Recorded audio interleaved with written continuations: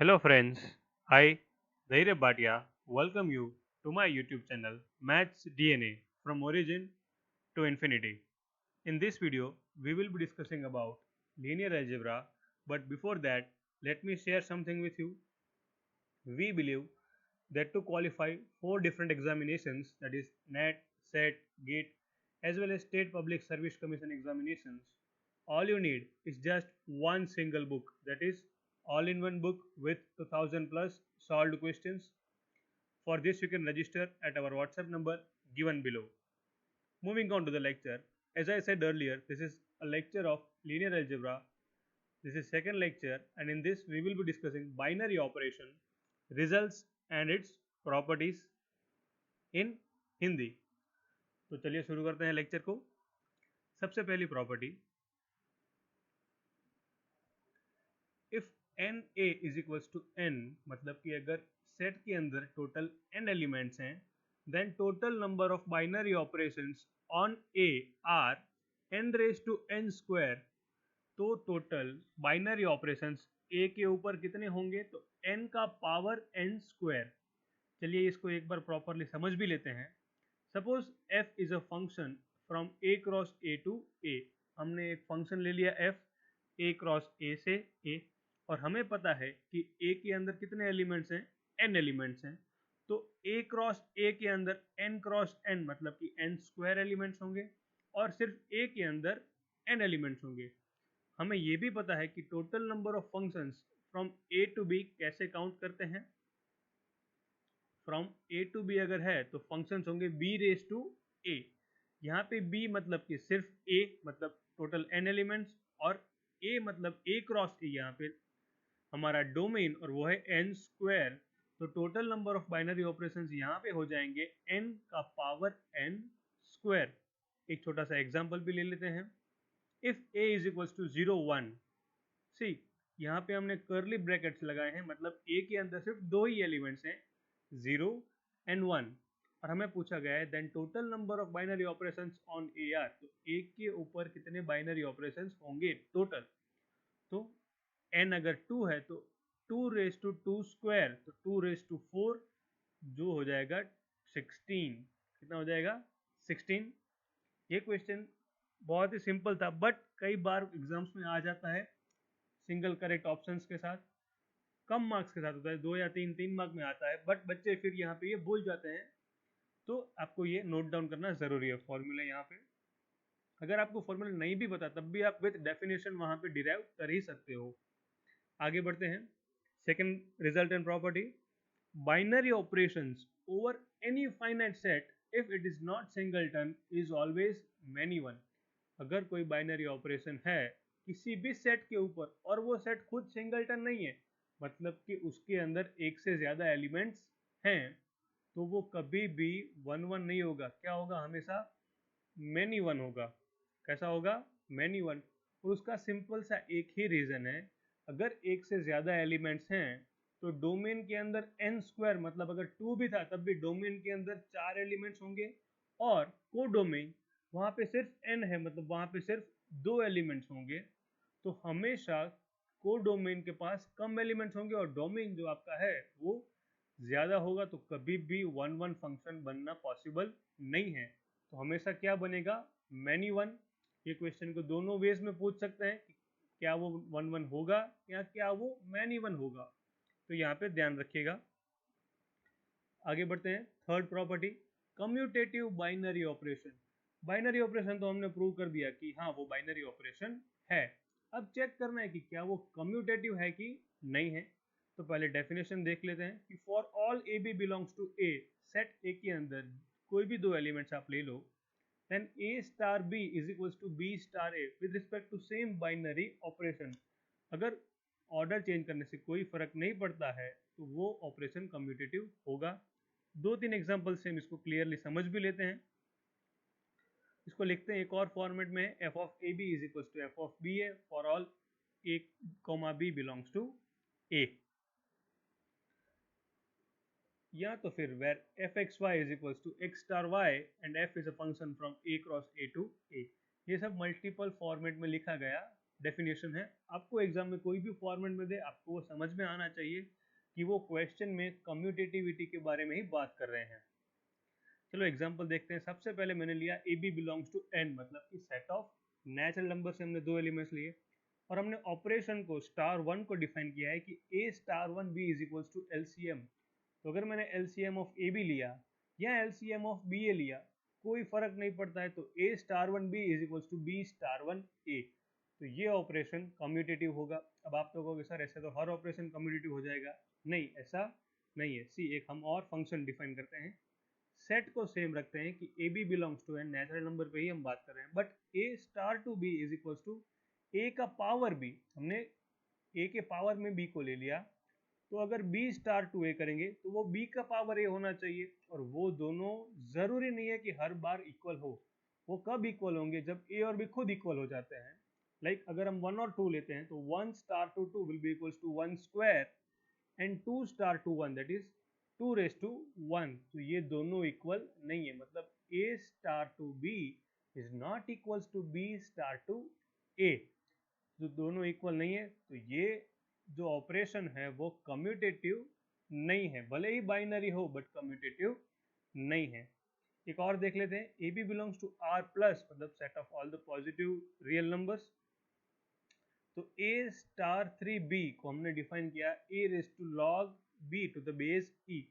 Log की property से हम ए और बी को चेंज कर सकते थे, तो बी रेज टू लॉग ये हो जाएगा और वो कम्यूटेटिव है। सी जैसे ही आप कोई डेफिनेशन पढ़ो, कोई प्रॉपर्टी पढ़ो, ट्राई टू बिल्ड एग्जाम्पल्स, उसके एग्जाम्पल्स बिल्ड करो, सॉल्व करो और उसको प्रॉपरली समझो कि वो प्रॉपर्टी कहना क्या चाहती है। जब आपने किसी एक प्रॉपर्टी के ऊपर 5 से 7 क्वेश्चन समझ लिए, सॉल्व कर लिए, तो आप इजीली उस क्वेश्चन को, उस प्रॉपर्टी को एग्जामिनेशन में यूज कर पाओगे। आगे बढ़ते हैं। फोर्थ प्रॉपर्टी है हमारे पास।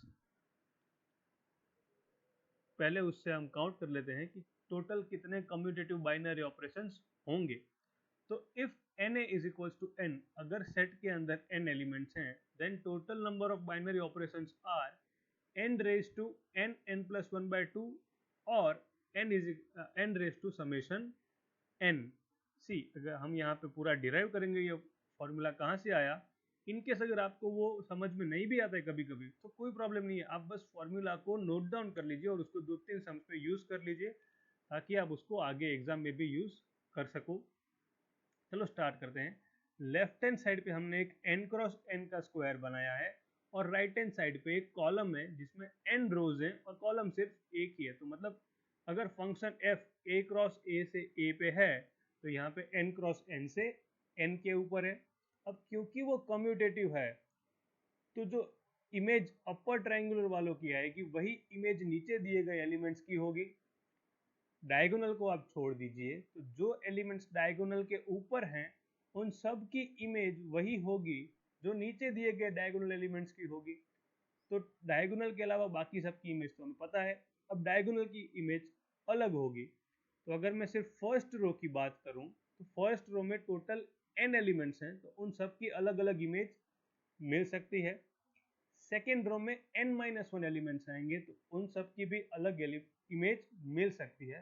तो ऐसे ही n, n-1, n-2 करके हम 1 तक जाएंगे और फिर उन सबको अगर हम ऐड ऑन कर देते हैं 1 + 2 + 3 अप टू n, तो वो हमारा हो जाएगा n raise to summation n। एक बार देख लेते हैं। Leaving the diagonal elements, all the other pair will be having the same image and the elements below the diagonal will be having same image as the above diagonal। नीचे और ऊपर की same image हो जाएगी।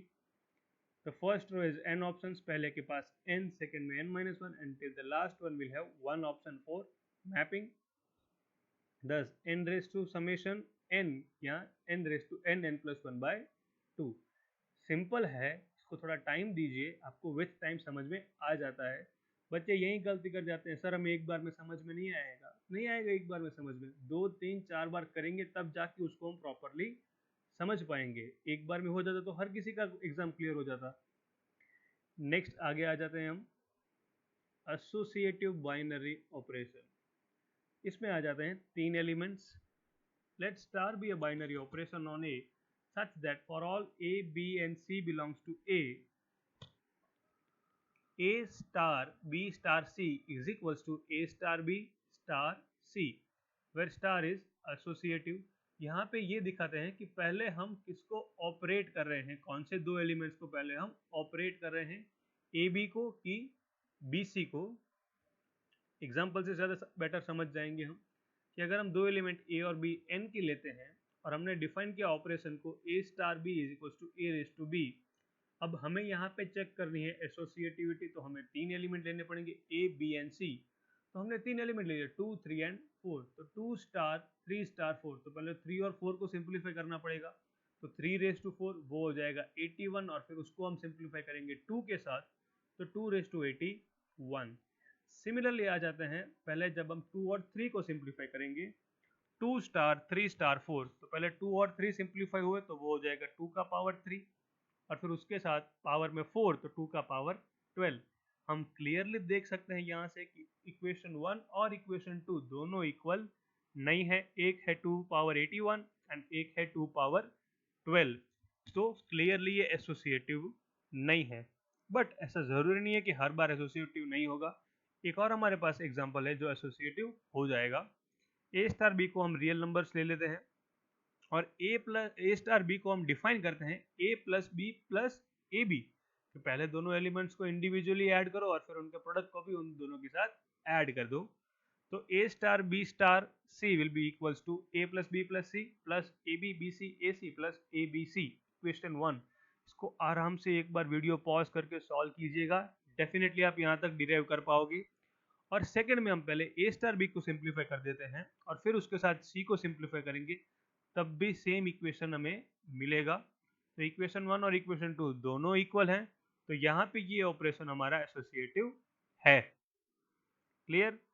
सी, हर एक property पे आप video को पॉज कीजिए, उसको अच्छे से 2 बार रीड कीजिए, खुद से 2-3 एग्जांपल सॉल्व कीजिए, वीडियो में हमने जो एग्जांपल दिए हैं उनको खुद से सॉल्व कीजिए और फिर ही आगे बढ़िए। सिर्फ वीडियो देखने से आपको नहीं आएगा, आपको सिंप्लीफाई खुद करना पड़ेगा, खुद सॉल्व करना पड़ेगा, तभी जाके आप एग्जाम्स में क्वेश्चंस को सॉल्व कर पाओगे।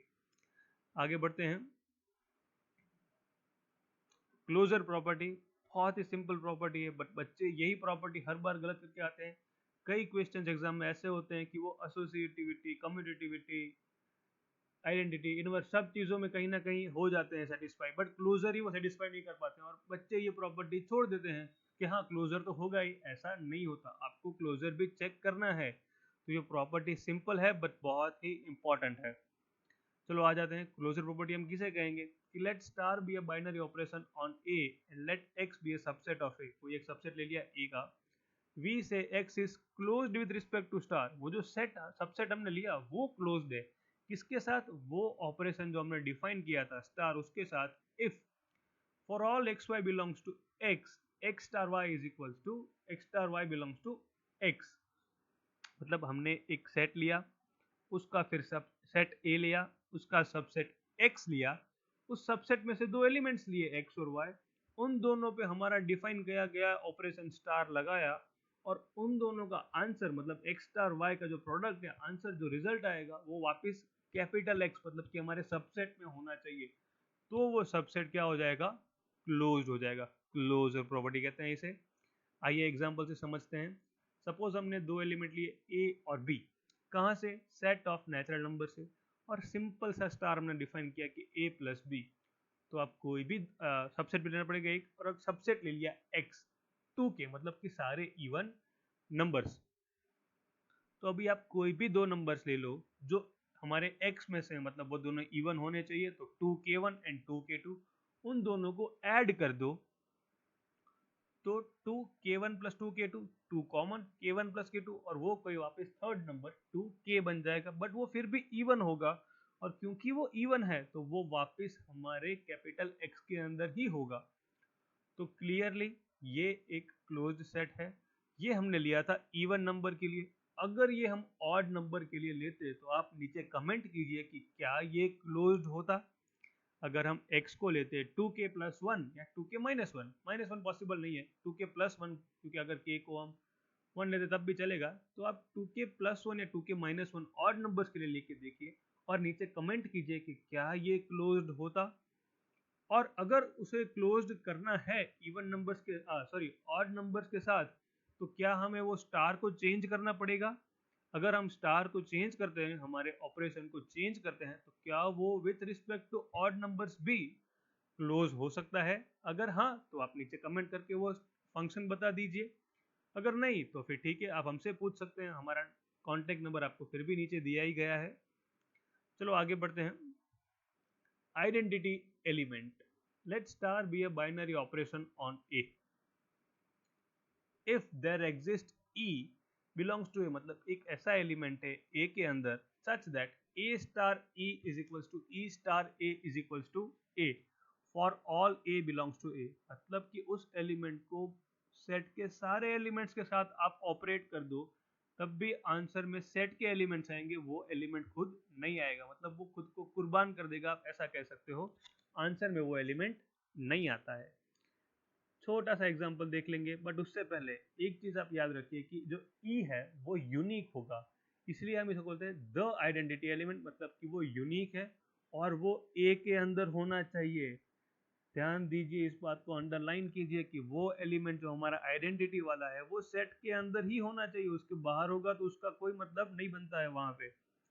सपोज कीजिए दो आइडेंटिटी एलिमेंट आ गए, तो आप बोलो सर हमारे पास एक ऐसा सेट है, मान लेते हैं कि जिसमें दो आइडेंटिटी एलिमेंट्स हैं, मैथ से अज्यूम तो कर ही सकते हैं, तो आपने अज्यूम कर लिया कि एक ऐसा सेट ए था जिसके पास दो आइडेंटिटीज थी, तो क्या वो पॉसिबल है? क्योंकि हमारा डेफिनेशन तो कहता है कि सिर्फ एक आइडेंटिटी होगा। अगर दो आइडेंटिटीज हैं तो सपोज करो पहले हम E2 को आइडेंटिटी मानते हैं, तो E1 स्टार E2, तो E2 कुर्बान हो जाएगा और सिर्फ आंसर में E1 आएगा। और अगर हम E1 को मानते हैं तो E1 star E2 is equals to E2, but दोनों लेफ्ट हैंड साइड तो सेम है, तो E1 is equals to E2 होगा, मतलब दो आइडेंटिटी एलिमेंट्स नहीं थे, आपने बस उनको अलग अलग नाम दे दिए, बाकी आइडेंटिटी एलिमेंट तो सिर्फ एक ही है। कैसे होता है कि हमारा घर पे अलग नाम होता है, घर पे प्यार से अलग नाम से बुलाते हैं, दोस्तों के साथ अलग बुलाते हैं, स्कूल में प्रॉपर आपका नाम होगा वही रहेगा, बट क्या आप अलग हो? नहीं। तो अलग नाम देने से एलिमेंट चेंज नहीं हो जाता है, एलिमेंट तो एक ही है। चलिए एक एग्जांपल देखते हैं।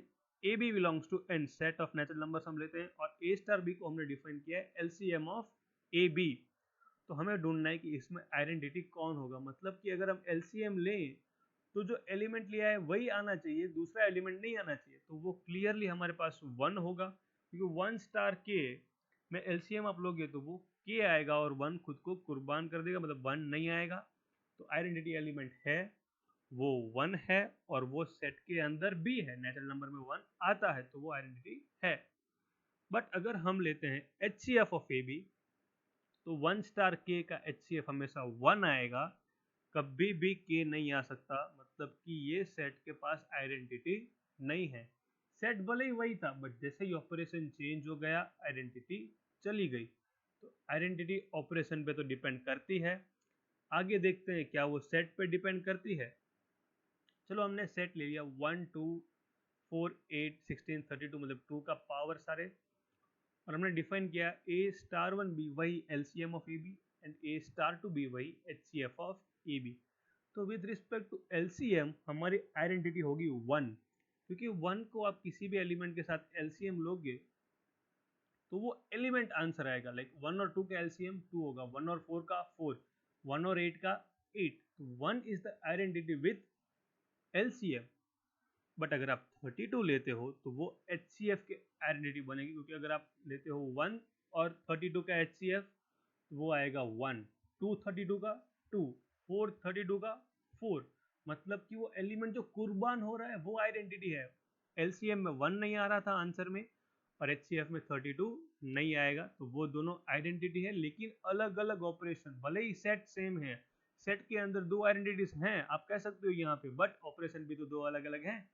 एक ऑपरेशन की एक आइडेंटिटी। हाँ, ये मत बोलना सर अभी देखो दो आइडेंटिटीज आ गई हमारे सेट के अंदर, ऑपरेशन भी तो हमने दो लिए हैं, तो अगर दो ऑपरेशन है तो दो आइडेंटिटीज आना पॉसिबल है, और वो दोनों डिफरेंट हो सकते हैं और डेफिनेटली होनी भी चाहिए वहां पे। तो अगर सेम है तब भी कोई प्रॉब्लम नहीं है। आगे बढ़ जाते हैं। So we can conclude that identity element depends on binary operation and set both. कौन सा ऑपरेशन है और कौन सा सेट है, ये दोनों पे डिपेंड करती है कि हमारी आइडेंटिटी क्या है। Thank you, and you can be a member of our social club and watch 700 plus videos on our YouTube channel and get a complete study material for any competitive exam from our WhatsApp group. Links are given below in the description. Thank you once again.